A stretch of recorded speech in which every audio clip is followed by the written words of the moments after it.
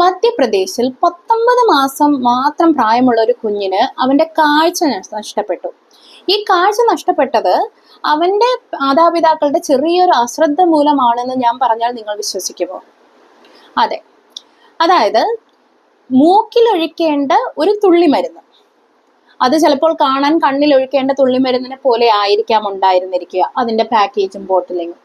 പക്ഷേ ഈ ഒരു മരുന്ന് അതിനുള്ളിലുള്ളതോ അതൊരിക്കലും ചിലപ്പോൾ മൂക്കിൽ ഒഴിക്കേണ്ടത് കണ്ണിൽ ഒഴിക്കാനുള്ളതാവില്ല. ഇതിലൊരു തെറ്റിദ്ധാരണ വന്നു. അവന്റെ പാരൻസ് പല ദിവസങ്ങളിലായി ഈ ഒരു കണ്ണിൽ മൂക്കിലൊഴിക്കേണ്ട ഒരു തുള്ളിമരുന്ന് റിപ്പീറ്റഡ്ലി ഉപയോഗിക്കുകയും അങ്ങനെ ആ കുഞ്ഞിന് കാഴ്ച പെർമനന്റ്ലി നഷ്ടമാവുകയും ചെയ്തു എന്നുള്ളൊരു ന്യൂസ് വളരെ റീസെന്റ് ആയിട്ട് നമ്മൾ എല്ലാവരും കേട്ടിട്ടുണ്ടാവും. അപ്പൊ ഇത് എന്തുകൊണ്ടായിരിക്കും സംഭവിച്ചിട്ടുണ്ടാവുക? നമ്മൾ ചില മരുന്നുകളിലൊക്കെ നമ്മൾ കണ്ടിട്ടില്ലേ, ചിലപ്പോൾ അത് ചെവിയിൽ ഒഴിക്കാനുള്ളത് കണ്ണിലും ഒഴിക്കാം എന്നൊക്കെ പറഞ്ഞിട്ട് അതിനകത്ത് എഴുതിയിട്ടുണ്ടാവും. ഐ ആൻഡ് ഇയർ ഡ്രോപ്സ് എന്നൊക്കെ പറഞ്ഞിട്ട് നിങ്ങൾ കണ്ടിട്ടുണ്ടാവും.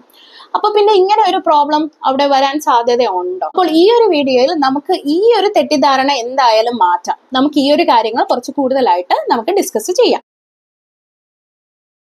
ഒരു കുഞ്ഞിന് അവരുടെ മാതാപിതാക്കൾ മൂക്കിലൊഴിക്കുന്ന നേസൽ ഡ്രോപ്സ് ആണ് കണ്ണിലേക്ക് ഉപയോഗിച്ചത്. അവർ പറയുന്നത് ഒരു സലൈൻ ഡ്രോപ്സ് ആണ്. മൂക്കിലൊഴിക്കുന്ന സാധാരണ ജലദോഷം എല്ലാം വരുമ്പോൾ മൂക്കടപ്പ് വളരെ ഈസി ആയിട്ട് റിലീവ് ചെയ്യാൻ പറ്റുന്ന ഒരു സലൈൻ ഡ്രോപ്സ് സ്ഥിരമായി കണ്ണിൽ ഒഴിക്കുകയായിരുന്നു എന്നാണ് പാരന്റ്സിന്റെ ഭാഗത്തു നിന്നുള്ള ഒരു സംസാരം ഉണ്ടായത്. പക്ഷെ പിന്നീട് അന്വേഷിക്കുന്നതിലൂടെ അതിലൊരു നേസൽ ഡ്രോപ്സിൽ ഈ ഒരു സലൈൻ മാത്രമുള്ള ഒരു നേസൽ ഡ്രോപ്സ് ഒരിക്കലും അങ്ങനെ ഒരു പ്രശ്നങ്ങൾ ഉണ്ടാക്കില്ല. പക്ഷെ എന്നാലും കുറച്ച് ഇറിറ്റേഷനും റെഡ്നെസ്സും ഒക്കെ കണ്ണിൽ ഉണ്ടാക്കാം. പക്ഷെ ഒരു കാഴ്ച നഷ്ടപ്പെടുക എന്നുള്ളൊരു തരത്തിലേക്ക് ചിലപ്പോൾ അത് പോകാനുള്ള ചാൻസ് വളരെ കുറവാണ്. അപ്പൊ അതിന് കാരണം ചിലപ്പോൾ മറ്റെന്തെങ്കിലും മരുന്ന് കൂടെ കണ്ടന്റ് ആയിട്ടുള്ള ഒരു നേസൽ ഡ്രോപ്സ് ആയിരിക്കാം ചിലപ്പോൾ ഇവർ കുട്ടിയുടെ കണ്ണിൽ ഉപയോഗിച്ചത്. അപ്പൊ നമുക്ക് ഒരുപാട് തുള്ളി മരുന്നുകളുണ്ട് അല്ലെ, കണ്ണിലൊഴിക്കാനുള്ളതും ചെവിയിലൊഴിക്കാനുള്ളതും മൂക്കിലൊഴിക്കാനുള്ളതും ഒക്കെ ഒരുപാടുണ്ട്. അത് കണ്ണിലേക്കും ചെവിയിലേക്കും ഒക്കെ ഒഴിക്കാൻ വളരെ ഈസി ആയിട്ടുള്ള ഒരു പാക്കേജിങ്ങുമാണ് അതിനുള്ളത്.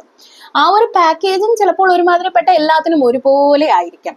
അപ്പൊ നമ്മൾ ആ ഒരു കൂട് കണ്ടിട്ട് അല്ലെങ്കിൽ അതിന്റെ ഒരു പാക്കേജ് കണ്ടിട്ട് അത് തെറ്റിദ്ധരിക്കാനുള്ള ചാൻസസ് വളരെ കൂടുതലാണ്.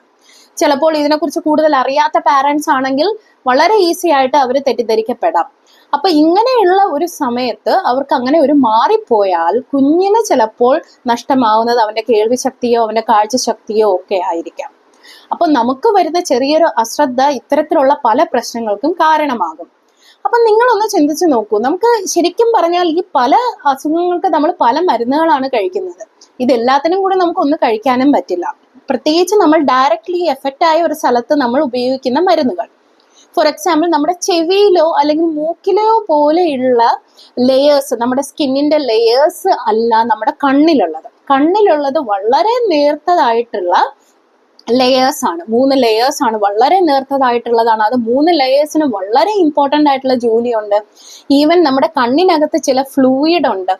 ഈ ഫ്ലൂയിഡിന്റെ ഈ ഒരു അതിന്റെ കോൺസെൻട്രേഷൻ പോലും നമ്മുടെ കണ്ണിനെ എത്രത്തോളം ഹൈഡ്രേറ്റഡ് ആയിട്ട് വെക്കാം, എത്രത്തോളം നമ്മുടെ കാഴ്ച ശക്തിനെ നന്നായിട്ട് കൊണ്ടുപോകാം എന്നൊക്കെയുള്ള ഒരു ജോലിയാണ് അത് ചെയ്യുന്നത്.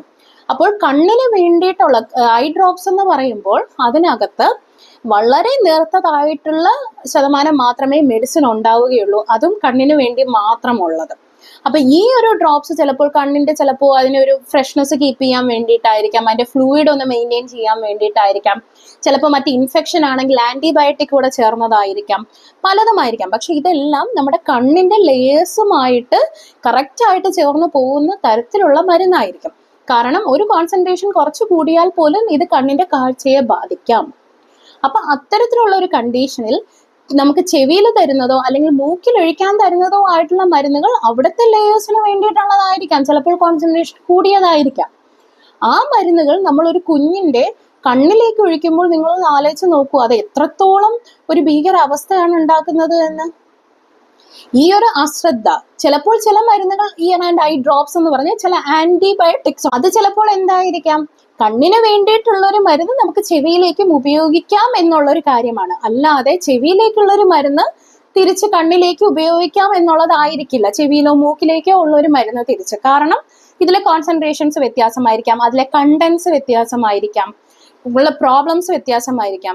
അപ്പോൾ ഒരു കുഞ്ഞിന് മരുന്ന് കൊടുക്കുമ്പോൾ നിങ്ങൾ തീർച്ചയായിട്ടും ശ്രദ്ധിക്കുക. പ്രത്യേകിച്ച് ഈ ഒരു സമയത്ത് മഴക്കാലത്ത് കുഞ്ഞിന് പനി ജലദോഷം ഒക്കെ വരുന്ന ഒരു ടൈമാണ്.